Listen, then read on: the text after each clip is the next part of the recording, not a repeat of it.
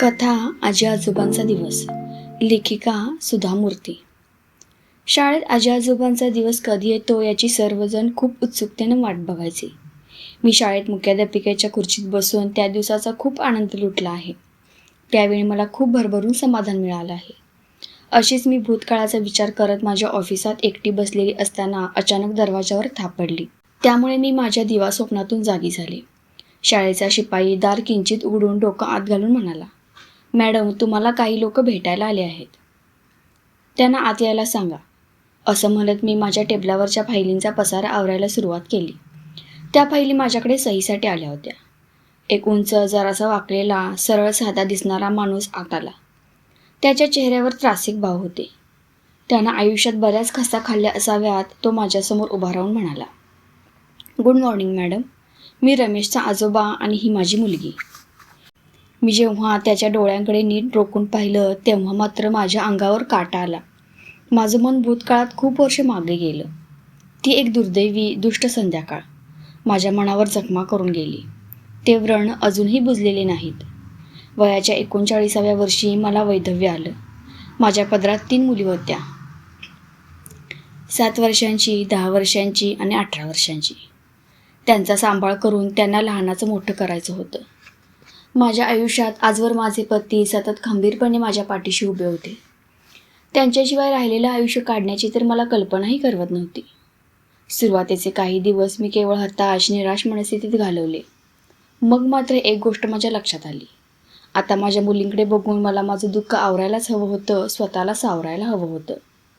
मला शिकवायला खूप आवडायचं. त्यामुळे मी शाळा चालू करायचं ठरवलं. माझे पती आर्मीत होते. त्यावेळी मी शिक्षिका म्हणून काम केलं होतं. मी स्पोकन इंग्लिशचा वर्ग सुरू केला. अल्पावधीतच तो लोकप्रिय झाला. मी सुरुवातीच्या काळात ज्या काही कविता वर्गात शिकवल्या त्यामध्ये अल्फ्रेड टेन्सिन या कवीची कविता होती. Home they brought her warrior dead ही कविता माझ्या अंतःकरणाला हेलावून सोडणारी होती. माझे पती आर्मीत कर्नल होते. त्यांचा मृत्यू झाल्यानंतर त्यांचं पार्थिवही सन्मानपूर्वक मुंबईहून त्यांच्या केरळमधील जन्मगावी आणण्यात आलं होतं. मला तरुण वयातच वैधव्य आलं. पण मी स्मार्ट व हुशार होते. त्यामुळेच मला अनेक कठीण प्रसंगांना सामोरं जावं लागलं. लोक दहातोंडांनी बोलत, लाळघोटेपणा करत, घाणेरड्या शिव्या देत, अनोळखी व्यक्तींचे फोन येत. हे सगळं नित्याचंच झालं होतं. मी या सगळ्यांचा मोठ्या धीरानं सामना करत होते. पण हळूहळू त्याचा माझ्या मनावर ताण येऊ लागला.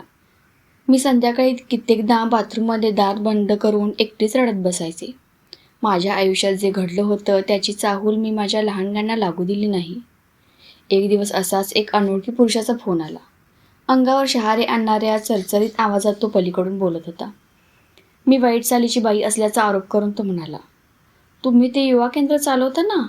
त्या नावाखाली तिथे भलतेसंते धंदे चालतात असं माझ्या कानावर आलंय. खरं आहे ना?"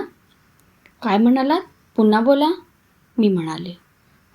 म्हणजे तेच ते.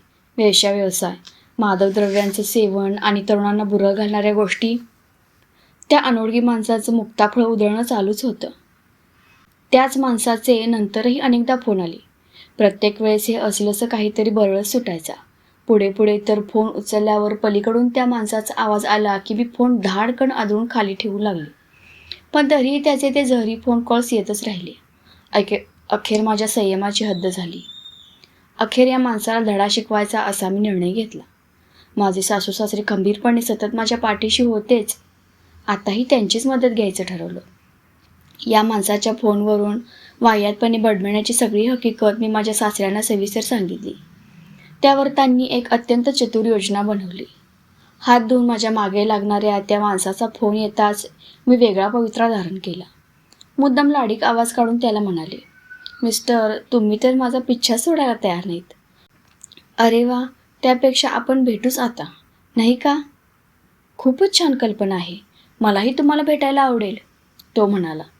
तो मला भेटण्यासाठी किती अधीर झाला होता हे त्याला लपवता आलं नाही.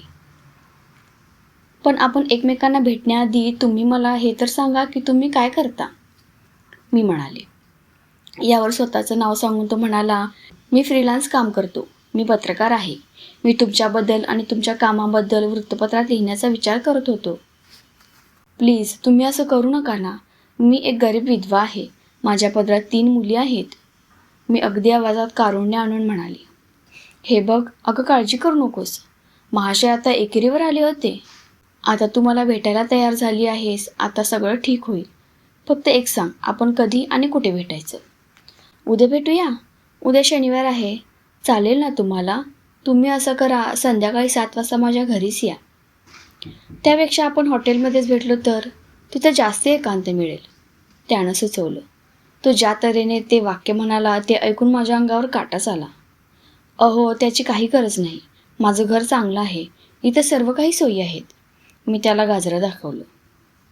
दुसऱ्या दिवशी सायंकाळी 7 वाजता आम्हाला आमच्या अंगणाचं मुख्य फाटक करकर वाजल्याचा आवाज ऐकू आला. एक गबाळा दिसणारा मध्यमवयीन माणूस फाटक उघडून आत शिरत होता.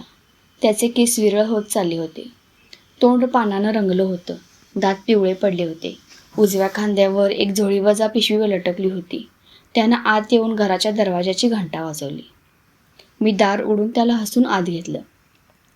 मोठ्या ऐटीत आत शिरून त्यानं इकडे तिकडे नजर फिरवली. मग कौतुक भरल्या स्वरात म्हणाला, अरे वा, घर तर मोठं छान आहे. स्वतःच्या मालकीचं आहे का? हो, देवाच्या दयेने स्वतःचंच आहे, मी म्हणाले. आता माझा व्यवसायच असं म्हटल्यावर मला घर तर नीटनेटकं आणि छान ठेवायलाच हवं ना. जरा वेळ आम्ही हवा पाण्याच्या गप्पा मारल्या. मला जेवढं गोड आणि प्रेमळ बोलणं शक्य होतं तेवढं मी बोलले. तो मात्र माझ्या नाटकाला भुलला होता, अगदी 100%. थोड्या वेळानं माझी सर्वात मोठी मुलगी जेव्हा चहा बिस्किटं घेऊन आली तेव्हापर्यंत तर तो घरात चांगलाच रुळला होता. ही तुझी मुलगी का? फारच देखणी आहे की, तो लंपट स्वरात म्हणाला. मी आव्हानात्मक हसून म्हणाले, सुदैवानं देवानं मला 3 मुली दिल्या आहेत. मी जो व्यवसाय निवडला आहे त्यासाठी तर हे वरदानच म्हटलं पाहिजे. काही काळजी करू नको. अगं, आता मी आहे ना तुझं रक्षण करायला. मी तर आता नियमितपणे तुझा ग्राहकच झालो असं समज. तुम्ही खूप चांगले आहात. या इतक्या तरुण वयात तुला वैधव्य यावं ही दुर्दैवाची गोष्ट आहे. तुझे यजमान कॅप्टन होते, हो ना? नाही, ते कर्नल होते. असो, माझं नशीब. या आपल्या समाजात माझा कसा काय निभाव लागणार कोणास ठाऊक. कदाचित मी जरा जास्तच ओव्हर ॲक्टिंग केली असावी, कारण तो एकदम खेकसून म्हणाला, तुझं हे रडगाणं बस झालं हं आता. तू इतकी सुंदर आहेस, तुला काय अडचण येणार? मी तुला सांगितलं ना मी आहे तुझी काळजी घ्यायला. Thank you so much. त्यानंतर मात्र तो अस्वस्थ होऊन चुळबुळ करू लागला. चला, आपण तुझ्या खोलीत जाऊया का? हो, जाऊया ना, पण थोड्या वेळानं जाऊया. चालेल ना, मी म्हणाले. त्यावर तो ताडकन उठून उभा राहिला. त्याच्या चेहऱ्यावर चिडका स्वभाव उमटला होता. तुझी चाल ढकल आता पुरे झाली, असंच त्याला जणू सुचवायचं होतं. आता आपली वेळ भरली. खरं तर त्याची वेळ भरली, हे मला कळून चुकलं. ऑल राईट सर, मी म्हणाले, पण त्याआधी एक छोटीशी औपचारिकता बाकी आहे. मी इथं नियमितपणे येणाऱ्या काही ग्राहकांशी तुमची ओळख करून देते. तुम्हाला त्यातल्या काही खास लोकांशी ओळख करून घेण्यात नक्कीच रस वाटेल अशी माझी खात्री आहे, कारण तुम्ही पत्रकार आहात ना. तू हे काय बडबडते आहेस? तो गडबडून म्हणाला. मी पलीकडच्या खोलीच्या दाराशी जाऊन हाक मारली.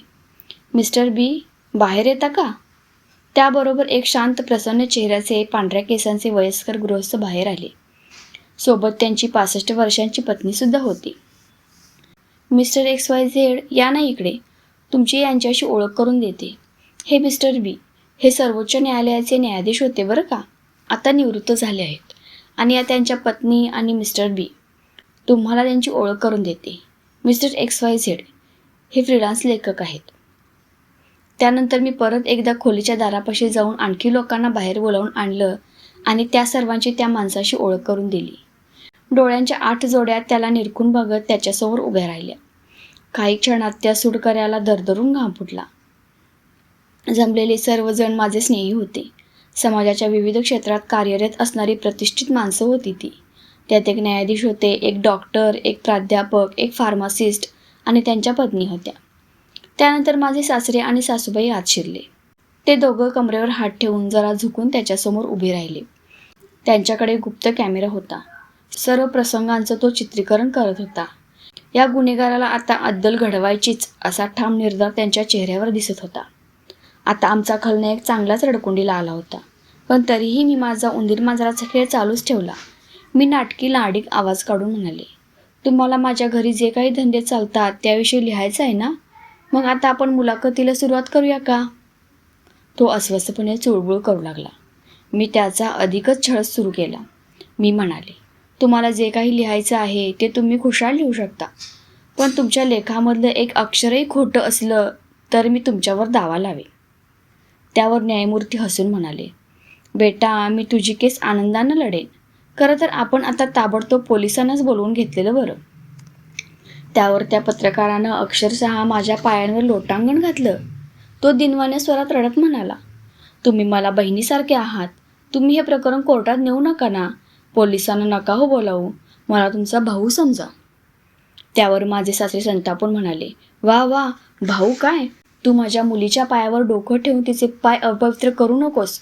घाणेरड्या लंपट माणसा, तुला आई, बहीण, बायको कोणी नाही का रे?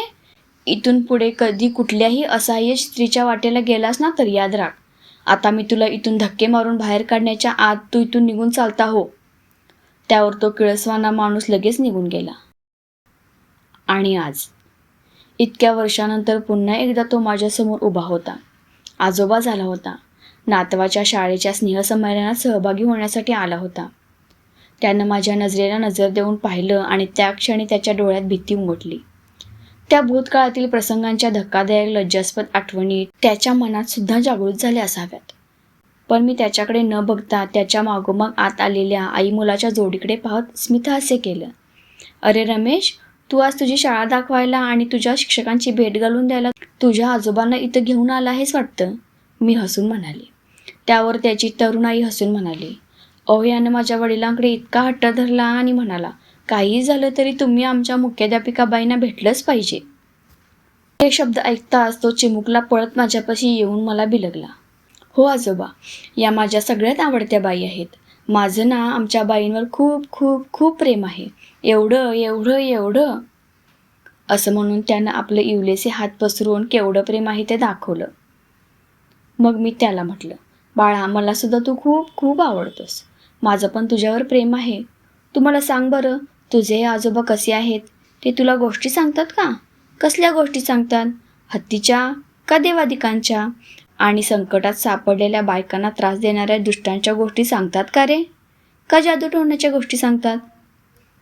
त्यावर रमेशची आई मला मध्येच थांबवत म्हणाली, रमेश माझ्या वडिलांचा खूप लाडका आहे. त्यावर मी छोट्या रमेशला उचलून मांडीवर घेत म्हणाले, बाळा, तुझे आजोबा खूप प्रेमळ आहेत. तू खरंच खूप भाग्यवान आहेस बरं. पण आता ते म्हातारे झाले आहेत ना, मग त्यांनासुद्धा तुझ्याकडून काही गोष्टी शिकता येतील. मला 3 मुली आहेत. त्या अगदी लहान होत्या ना तेव्हा त्यांचे वडील देवाघरी गेले.